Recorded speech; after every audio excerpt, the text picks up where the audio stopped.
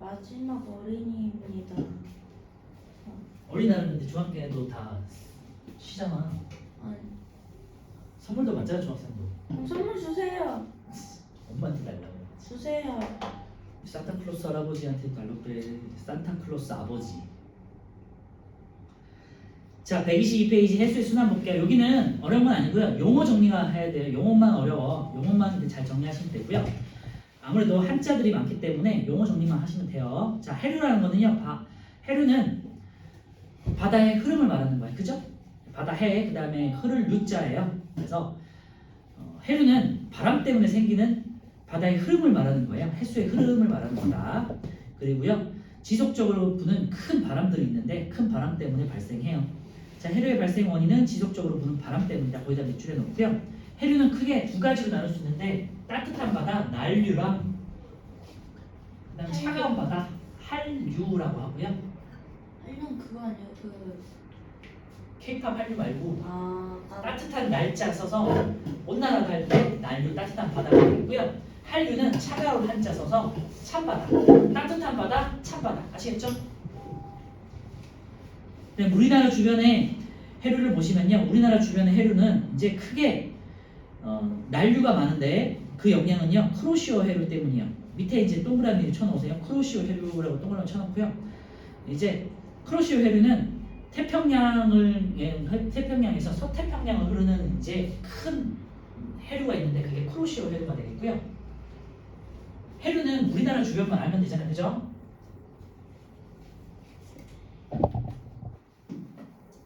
일본이 이렇게 있고 한데 크로시오 해류가 이제 서태평양 지역을 흐르는 해류를 크로시오 해류인데 이렇게 흐르다가 이렇게 쪼개져서 우리나라로 들어와요. 얘가 크로시오 해류가 되겠고요. 얘가 제일 중요해.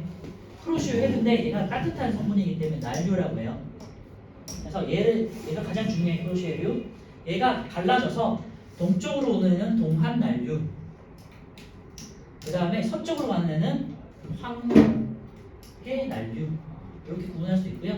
그 다음에 우리나라에 크게 동한 난류와 항해 난류, 그 다음에 북쪽에서 내려오는 그 다음에 북한 한류 이렇게.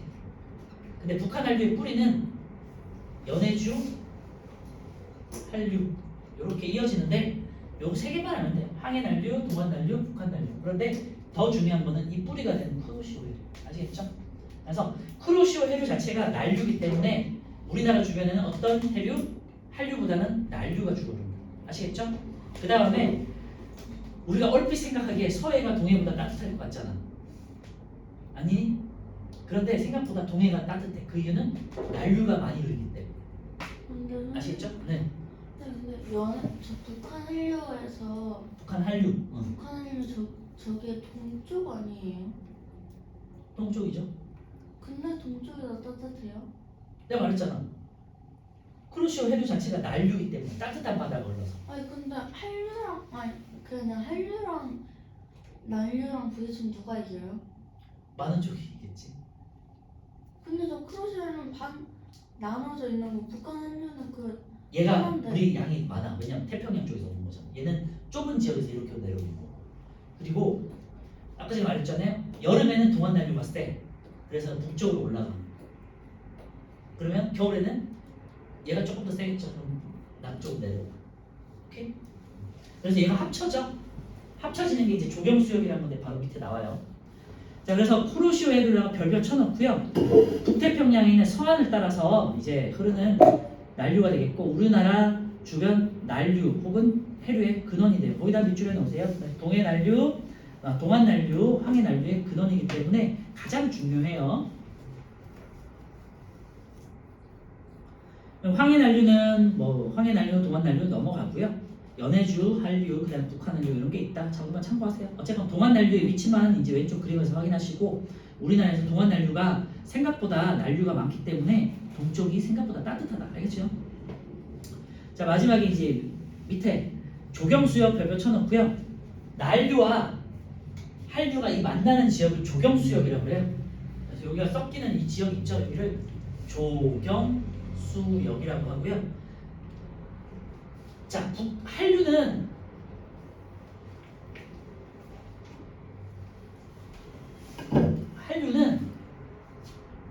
아니다. 물고기 입장에서 어디가 살기가 좋겠니? 난류가 좋아? 한류가 좋아? 한일이요? 따뜻한 물이 살기가 좋겠죠? 근데 생물은? 선생님 네. 따뜻한 물을 살기 좋으면 그 지구 온난화로 바다가 따뜻해지고 있는데 왜 거기서 안 살아요? 왜 간 거예요? 그 지구가 너무 따뜻해져서 그런 거고. 한류는요. 그리고 우리 기체의 용해도 한번 생각해 보세요. 기체의 용해도는 따뜻한 물이 높아 더 많이 녹아 아니면 차가운 물에 더 많이 녹아? 차가운 물. 차가운 물이죠. 그거 기억하네. 근데 그래서 그러면 산소는 어디에 많겠니? 한일 한류에 많겠죠. 그리고 이제 영양염류라고 그래가지고 물고기들 먹이가 되는 성분들은 한류에 많아요. 영양염류. 근데 왜 저기 근데 잠깐만. 왜냐면 한류라는 건 되게 밀도가 크거든요. 찬물은 밑으로 내려가지. 그렇지? 그러니까 찬물은 밑으로 내려가고 따뜻한 물은 위로 뜨잖아. 그러니까 한류는 밀도가 크기 때문에 밑바닥부터 이렇게 밀고 이렇게 훑고 올라오는 거야. 근데 이 영양염류란 건 뭐냐면요. 여러 가지 뭐 물고기들의 사체, 여러 가지 아니면은 뭐 플랑크톤? 여러 가지 플랑크톤의 머리가 되는 애들은 영양염류라고 하는데 그래서 뭐 여러 가지 생물들의 사체라든지 아니면 여러 가지 아까 전에 이온이나 이런 물질들이 녹아 있는 걸 말하는 거야. 밑에 깔려 있는 걸 말하는 거야. 영양염류. 그래서 플랑크톤의 머리가 되는 애들. 그래서 밑바닥에 이제 깔려 있기 때문에 차가운 물이 이렇게 쓸고 올라올 수 있죠. 그렇지? 그래서 한류에 많아. 그러니까 이 난류와 한류가 만나면 어떻게 되겠니? 물고기들 살기가 좋죠. 그죠? 난류에는 기본적으로 어종이 많고 한류에는 산소가 풍부하고 영양음료가 많아. 그러니까 이 물고기들이 살기가 좋겠지. 아까 한류는 말이 뭐지? 네? 뭐 말하려고 했니? 네, 그게 영양염류나 그런 게 한류 많은데 왜 난류에 어종이 더 많아요? 따뜻한 사람이 따뜻한 지역에 살기 좋니? 북 지역에 사는 게 좋니? 전 더운 게 싫어서 차가운 데 사는 게 좋은데 그렇다고 북극에 살고 싶진 않잖아. 살 수는 있어요. 살 수는 있어요. 물고기들은 기본적으로 따뜻한 데 많이 살아요. 알겠죠? 그래서 이 난류와 한류가 많지 합쳐진 곳이 조경수역이라는데 조경수역에는 어종이 풍부하고 산소도 풍부하고 그 다음에 영양력도 많지. 그러니까 물고기들 살기 좋으니까 물고기 잡이가 잘 되겠죠. 이런 지역을 우리가 조경수역이라고 해요. 그래서 거기다가 이제 별표 쳐놓고요. 그 이유는 난류와 한류가 만나기 때문이다. 거기다 밑줄에 넣으세요. 영양염류와 플랑크톤이 풍부하고 플랑크톤이 많은 거는 영양염류 때문에 플랑크톤이 많아지게 되겠고요. 플랑크톤이 많아지니까 물고기가 많이 먹이가 되겠죠. 영양염류와 플랑크톤이 풍부해. 그 다음에 한류성 어종과 난류성 어종이 함께 분포해. 그래서 좋은 어장이 만들어진다는 거고요. 참고로 말씀드리면 난류성에 사는 따뜻한 물에 사는 물고기들은요. 여러분들이 좋아하는지 모르겠지만 고등어, 그 다음에 오징어, 그 다음에 멸치 이런 애들이고요. 그 다음에 한류에서 사는 애들은 뭐 대구, 명태, 그 다음에 청어 이런 애들이 되고요. 연어? 연어는 어디예요? 연어는 강물에 살잖아. 강물에 살다가 바다로 가가지고 갔다가 다시 돌아오는 거잖아. 그리고 명태. 명태가 우리나라에 안 잡혀 요즘에. 왜냐면 바닷물이 따뜻해져서 그런 거. 알겠죠? 그래서 명태가 대표적인 한류성 어종이고 전부 이제 러시아 쪽으로 가가지고 잡아먹는 애들이에요. 우리나라는 명태가 사라졌다. 명태를 얼리면 뭐가 되니? 동태가 되고요. 명태 새끼는 뭐니? 명태 새끼 코다리. 노가리. 아 노가리. 코다리는 명태 그 머리를 가지고 찜을 한 게 코다리찜이고 그 다음에 명태를 말린 게 북어가 되겠고 명태를 겨울에 말린 거는 황태가 되겠고 그죠? 다 같은 애들이야. 먹태도 명태예요? 먹태도 먹태도 아마 명태 새끼일걸? 자 이제 마지막이에요. 진짜 마지막. 조석 여기는 정말로 용어 정리만 하면 되는데요. 조석이라는 건 여러분 알고 있는 밀물 썰물을 말하는 거야. 갯벌 같은 거. 갯벌 생길 때 말하는 거예요. 밀물 썰물에 의해서 해수면 높이가 주기적으로 높아지고 낮아지는 현상을 조석 현상이라고 하고요. 밀물 썰물이 나타나는 이유는 잘 아니? 뭐지? 밀물선 그 달이 공전하면서 네, 지구와 달의 인력 때문이야. 그래서 지구와 달이 서로 잡아당기잖아요. 인력 때문에. 그래서 달이 있는 쪽에는 이렇게 물이 이렇게 올라가고요. 그러면은 달이 있는 쪽에서 물이 올라가니까 반대쪽에는 요 90도 지역에는 빨리 올라갔잖아. 그러니까 물이 빠졌겠지. 그래서 달이 있는 쪽에서는 밀물이 되는 거고, 그 다음에 반대 90도 지역에서는 썰물이 되는 거예요. 그 대략 12시간 분이어서 그래서 12시간씩, 그지? 왜냐면 이렇게 한 바퀴 돌아오면 12시간이잖아. 그러면은 다시 밀물, 이렇게 있을 때는 썰물. 오케이? 얘가 이렇게 90도면은 이 지역에는 밀물이 되고 이 지역은 썰물이 되고, 알죠? 그래서 6시간마다 밀물, 썰물이 반복되고 밀물과 밀물, 썰물과 썰물을 죽이는 12시간. 오케이? 그 내용이에요. 이제 조르는요, 우리가 흔히 알고 있는 그 밀물, 썰물을 말하는 거고요. 만조, 자 여기 세 개 동그라미 쳐주세요. 만조, 간조, 조차. 만자는요 가득 찰 만자야. 자 어떤 이렇게 해안이 있는데요. 밀물이 딱 와가지고 가득 찼어. 여기를 만조라고 해요. 그러면 쫙 빠졌을 때를 여기까지 쫙 빠졌을 때를 간조라고 해요. 근데 선생님 네. 그게 저희 나라에서는 서해안 쪽에 갯벌이 많이 생기고 동해안에는 잘 안 생기잖아요. 그게 왜 그런 거예요? 깊이 때문에. 서해는 서해는 굉장히 낮잖아요. 동쪽은 태평양이기 때문에 수천 킬로잖아. 그러니까 티가 안 나는 거고, 그 우리 서쪽은 150m, 200m밖에 안 되잖아 깊이가.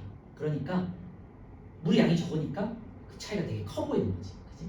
그리고 우리나라는 서해하고 남해는 얕으니까 밀물 썰물이 있고, 동해는 원체 깊으니까 티가 안 나는 거야. 동해도 만조, 간조도 있는데 티가 안 나는 거야, 알겠죠? 그래서 가득 찼을 때, 밀물이 가득 찼을 때를 만조, 그 다음에 쫙 빠졌을 때를, 채널 빠졌을 때를 간조라고 하고요. 요 차이, 만조와 간조 차이를 우리가 조차라고 해요. 조, 만조와 간조의 차이, 조차. 아시겠죠? 용어가 조금 어려운 단어는 아닌데 용어 정리만 잘하면 돼요. 그래서 만조는 민물이 가장 높을 때, 그 다음에 간조는요 썰물 알죠? 물이 빠졌을 때, 가장 많이 빠졌을 때가 되겠고요. 이 만조와 간조의 차이를 조차라고 해요. 용어 정리만 잘 해놓으시면 돼요. 그 다음에 조석의 주기이 돼 있는데요. 만조에서 만조까지, 그 다음에 간조에서 간조까지. 요거를 우리가 주기라고 하고요. 12시간 다니고 하루에 2회씩. 오케이? 그런데 매일 한 50분씩 늦어지는데 그 이유는 오른쪽에 4번 보시면요. 조석의 주기 해가지고요. 우리나라에서 만조와 간조는 하루에 약 2번씩 생기고 조석의 주기는 약 12시간 25분인데 왠 줄 알아요? 네? 12시간이요? 정확하게 12시간이 아니고 12시간 25분 차이야. 그러면은 하루면은 24시간이 아니라 24시간 50분이잖아. 왜? 지구가 자전축이 기울어져 있었어?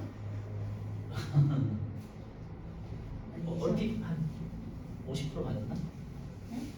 달의 공중 주기는 28일이고요. 지구의 자전 주기는 30일이잖아. 그러니까 그만큼이 차이가 나지.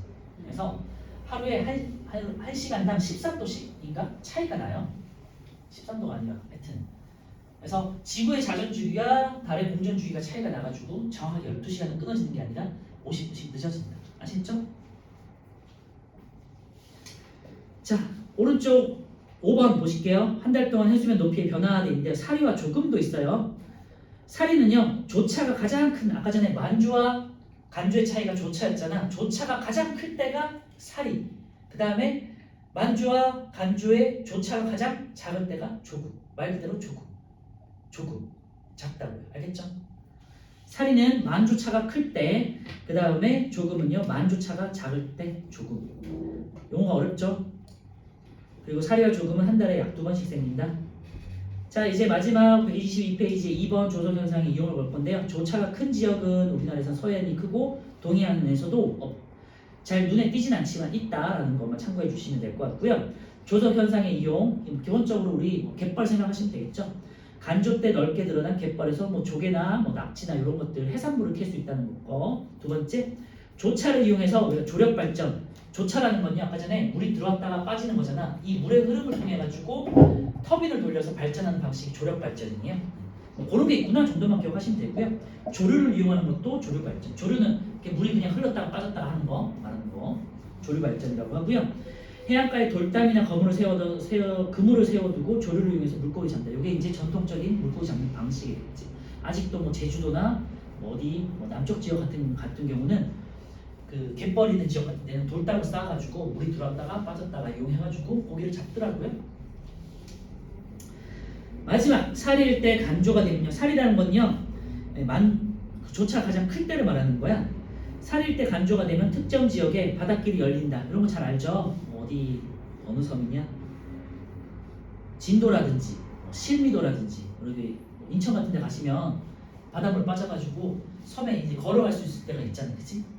이런 이제 관광자원으로 이용된다는 거가 되겠죠? 자, 마지막 우리 1, 2, 3, 4, 5번만 풀고 오늘 끝낼게요. 고생하셨습니다.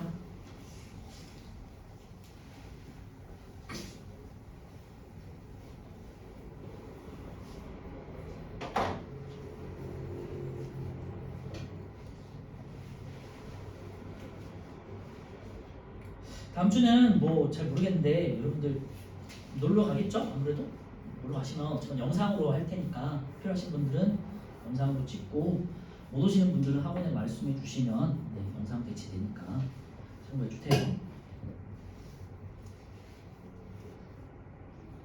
그리고 2학년까지 이제 2학년부터 좀 많이 어려워졌죠. 고생 많았고요. 3학년 거는 그나마 2학년 거보다 조금 나을 거야. 그나마 2학년 게 조금 많이 어려워. 양도 많고. 미경하는 거 3학년까지 해놓으면 이제 중학교 때 끝나는 거니까 2학년 도움이 될 거예요. 안 나오네. 응? 3학년 거 안 나오네. 뭐? 여기 3학년 거 안 나오네. 안 나와야지. 아, 자, 이제 마지막으로 정리할게요. 1번. 난류라는 거는 난류와 한류, 주변 해수보다 수온이 낮다. 차가운 물이니까 한류가 되겠고요. 주변 지역의 기온을 높게 하는 거는 이제 난류가 되겠죠. 따뜻한 물이 흐르니까. 쿠로시오 해류는 난류죠. 고위도에서 저위도로 차가운 물이 내려오는 거니까 한류가 되겠죠. 자, A는 황해 난류가 되겠고요. B는 북한 한류, C는 동한 난류, D는 쿠로시오 해류 혹은 쿠로시오 난류 쓰시면 되고요. 난류와 한류로 구분하라. 난류는 A, C, D, 한류는 B가 되겠어요. 보셔도 아시겠지만 이 단어는 용어 정리만 잘 해놓으시면 돼요. 3번. 우리나라에서 조경 수역은요. 동한 난류와 북한 한류가 만나는 동해에 형성되고요. 여름에는 북쪽으로, 겨울에는 남쪽으로 형성된다. 4번. 조석에 대한 설명. 하루 중에 해수면의 높이가 가장 낮을 때는 사리가 아니라 조금이 되겠죠.